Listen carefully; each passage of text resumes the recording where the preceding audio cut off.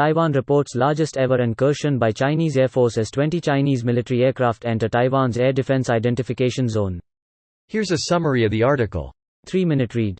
Taipei, 20 Chinese military aircraft entered Taiwan's air defense identification zone on Friday, in the largest incursion yet reported by the island's defense ministry and marking a dramatic escalation of tension across the Taiwan Strait. The island's defense ministry said the Air Force deployed missiles to monitor the incursion into the southwestern part of its air defense identification zone. It marked the largest incursion to date by the Chinese Air Force since Taiwan's defense ministry began disclosing almost daily Chinese military flights over the waters between the southern part of Taiwan and the Taiwan-controlled Pratas Islands in the South China Sea last year. Some of the Chinese aircraft flew in the airspace to the south of Taiwan and passed through the Bashi Channel, which separates the island from the Philippines, Taiwan's defense ministry said in a statement. China, which claims Taiwan as its own territory, has stepped up military activities near the democratic island in recent months, a move Taiwan says jeopardizes regional stability. The presence of so many Chinese combat aircraft on Friday's mission, Taiwan said it was made up of 4 nuclear-capable H-6K bombers and 10 J-16 fighter jets, among others, was unusual and came as the island's Air Force suspended all training missions after 2 fighter jet crashes this week. While the United States, like most countries, has no formal diplomatic ties with Taiwan, it is bound by law to help Taiwan defend itself and is the island's main arms supplier. This post received a score of 34,000, with an upvote ratio of 94%. Here are the top comments in response to this article. A person familiar with Taiwan's security planning told Reuters the Chinese military was conducting exercises that would simulate an operation against U.S. warships that sailed through the Bashi Channel.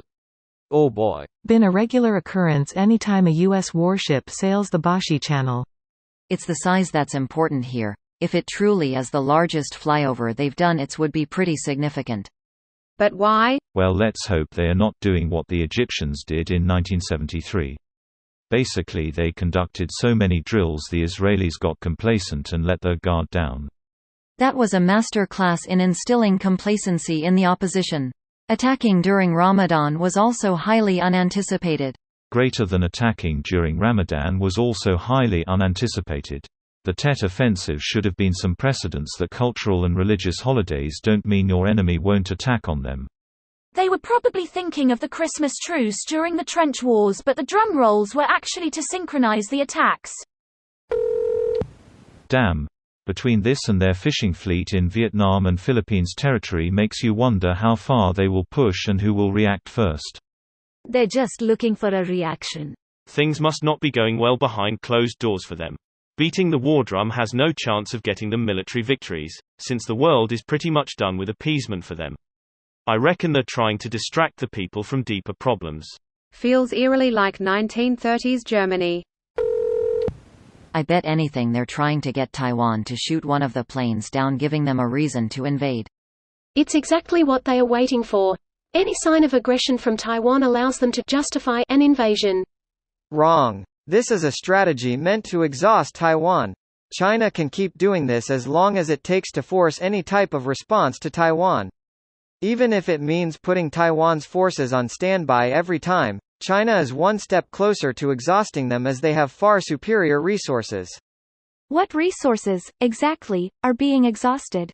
Unless this is an all-out siege, I don't see how this tangibly exhausts anything other than patience. Mostly money. It costs fuel, maintenance, and pilots to keep up their interception flights, and that adds up. Almost $1 billion each year to scramble planes in the air to maintain their airspace. Not to mention that the airframes of the planes can wear out with time and usage, degrading airworthiness. Would the hours responding to flyovers even be 1% of the total regular training hours? This video was automatically created by Reddit to speech.